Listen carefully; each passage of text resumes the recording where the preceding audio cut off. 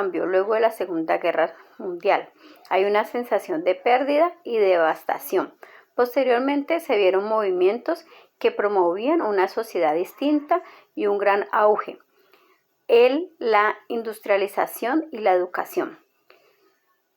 En el primero se vio necesario un sistema que aportara a la sociedad mano de obra preparada y con los medios de adquisición para que tuvieran acceso a los productos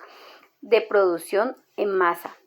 Todo este movimiento se conoce como el neoliberalismo, que luego fue tomando más forma con las políticas orientadas a garantizar estos medios. Por el lado de la educación nacieron los movimientos posguerra, que venían a las infancias como seres de luz propia y que eran necesarios orientarlas para que no volviese a ocurrir actos tan lesivos para la humanidad, como la violencia y el odio desmedido. Estos hechos impactaron a todo el mundo y posteriormente fueron llegando a Latinoamérica a través de las políticas neoliberales, que tuvieron gran impacto desde México hasta la Argentina. En algunos fue más notorio el cambio y la desigualdad social, y en otros, según su desarrollo como potencias americanas, no fue un cambio para ampliar la brecha, sino para que se siguieran trabajando en pro de la prosperidad nacional. Latinoamérica y el Caribe no se pueden tratar como región de una manera generalizada, ya que cada uno tiene su propia identidad nacional y cada país siguió su propio rumbo, eligiendo sus mandatarios de según corrientes ideológicas distintas, que sí o sí determinan mucho de una nación.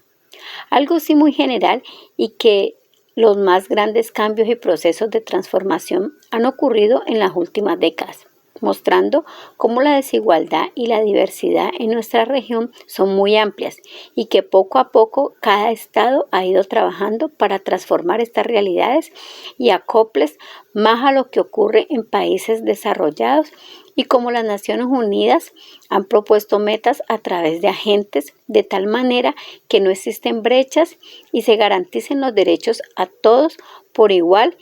y el más mínimo servicio sea de fácil acceso. Por ejemplo, la educación han sido los gobiernos populistas que han promovido la construcción de escuelas para todos, ya que para las políticas neoliberales se han convertido en un tema de ingreso económico, lo educativo como un servicio más del brazo económico, o mejor dicho, comercializando con la educación y volviéndola un privilegio de los más acaudalados. Ejemplo de ello es que vivimos en Colombia con la desigualdad social que se ha ampliado o ensanchado, más en lo rural y sobre todo en lo etno, como en Perú, Bolivia, mientras en Argentina, Brasil y México la educación se volvió un tema importante y digno de considerar. Chile también ha buscado su lugar en este éxito latinoamericano. Hay casos del Caribe y de Sudamérica que se sumergieron demasiado en el comunismo y ocasionando el colapso de sus economías. Se han garantizado una educación para todos, pero con una relación muy distorsionada de la cantidad a la calidad. Como pudieron notarlo, en la introducción de nuestro podcast abordamos el contexto de cómo surgió el neoliberalismo y cuál ha sido el impacto que ha tenido sobre las naciones de Latinoamérica y del Caribe. Ahora abordemos las diferencias que existen entre estos modelos educativos según las políticas que tiene cada nación. Resulta que para muchas naciones ha sido más fácil y ha sido una corriente más accesible o mejor llevada a desmontarse en el globalismo del neoliberalismo, en donde todo servicio estudiantil o educativo se convirtió en una mercancía, dándole acceso solamente a las personas que tienen el poder adquisitivo o poder económico para poder pagarlo. Pero las demás personas como tal no podrían acceder a este si no cuentan con este recurso económico. Tenemos también que en los países en donde es de gobierno populista o socialista, estos han notado que cada vez han estado trabajando en pro de garantizar la accesibilidad al servicio educativo como un derecho, no como un servicio pagado, siendo este 100% subsidiado por parte del Estado, pero asimismo el Estado es quien decide el contenido de los currículos y todos los componentes, estándares y demás que van a regir su educación nacional. El neoliberalismo hizo que las comunidades vulnerables, campesinado, étnicas y multiculturales no pudieran acceder a la educación, fuese cada vez más difícil poder prepararse o que sus hijos tuvieran un mejor porvenir y desarrollo. Es por eso que fueron incorporándose con el transcurso de los años y con las agendas de todas las organizaciones mundiales en pro de la igualdad y de la equidad global, que todos pudieran tener acceso a todos los derechos por igual. Pero lamentablemente cada país, a pesar de sus políticas, también ha tenido sus particularidades en las cuales se ha evidenciado que o le daban importancia a su cultura e incluían esta diversidad étnica o simplemente la han hecho a un lado. Algo que sí se puede destacar de cada una de estas políticas neoliberales, o sea, de corrientes de izquierda, es que cada profesorado, cada asociación de educadores ha tenido que luchar en pro de sus derechos, no solamente de un pago digno, sino también de que sea tenido en cuenta un currículo o unas estrategias pedagógicas que den cuenta que se están formando seres humanos y no se está obedeciendo a una producción en masa que simplemente busca cumplir con unas estrategias o cumplir con unas gráficas o unas cifras que den cuenta también del progreso y desarrollo que ha habido o ha tenido el país. Después de pandemia hemos tenido movilizaciones importantes en toda Latinoamérica, como en Colombia, en Perú, en Chile, en Argentina, en donde cada uno luchaba por lo que consideraban sus derechos y por lo que estaban considerando como una falta de respeto a sus ideales de lucha y a sus ideales de progreso. Algunos buscaban que fueran tenidos más en cuenta, otros buscaban simplemente que se les respetara su derecho y que no se les volviera más difícil su derecho a la educación, así como el poder transportarse y dirigirse a sus estudios. Algunos fueron desde el impacto social y cómo los jóvenes querían ser escuchados.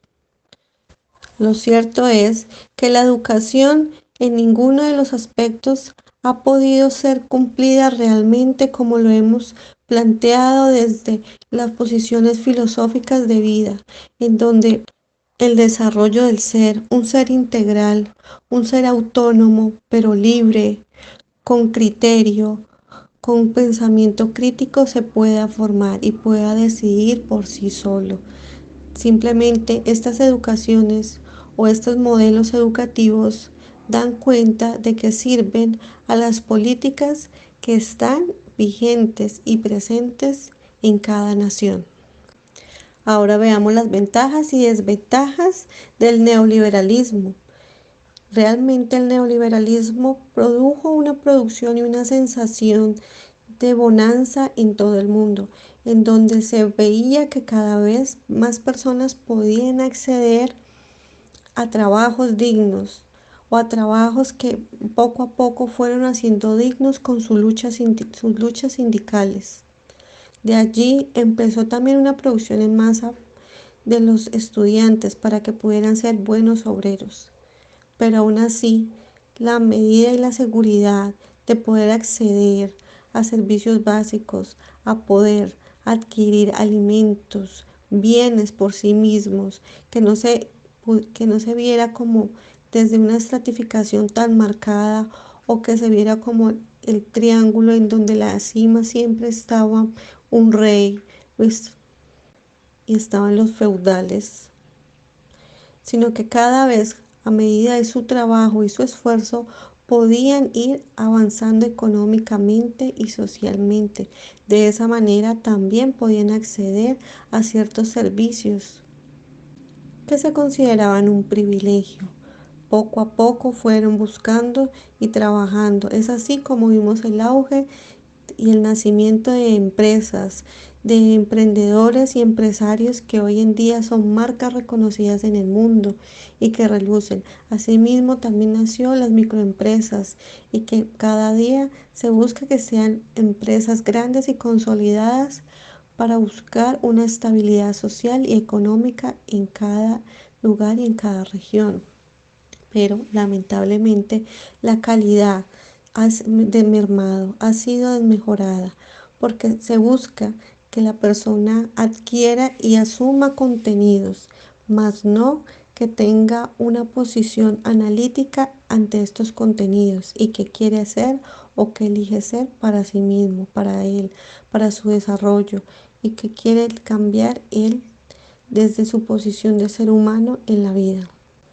Lamentablemente, en ese proceso capitalista se vio el nacimiento de una corriente consumista, en donde cada día algunos querían abarcar más y monopolizar los recursos. Es así que tampoco se pudo ver y evidenciar el desarrollo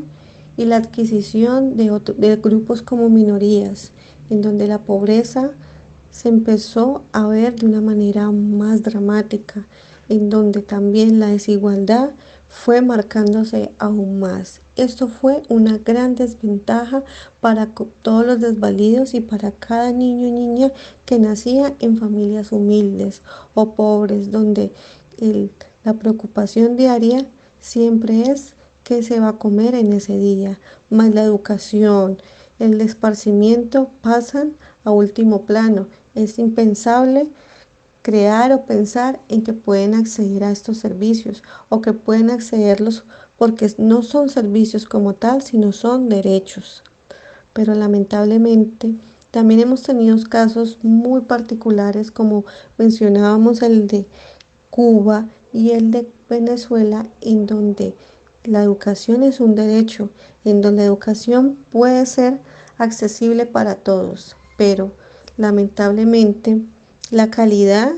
y la forma en la cual se dictan estos contenidos hacen que la persona no pueda ser formada ni educada. Parece un adoctrinamiento. Entonces uno se pregunta, ¿qué está pasando con el propósito real de la educación? Aparte, con todos estos modelos que se han visto, el surgimiento de filosofías y movimientos de derecha e izquierda, siempre han habido como la curiosidad de por qué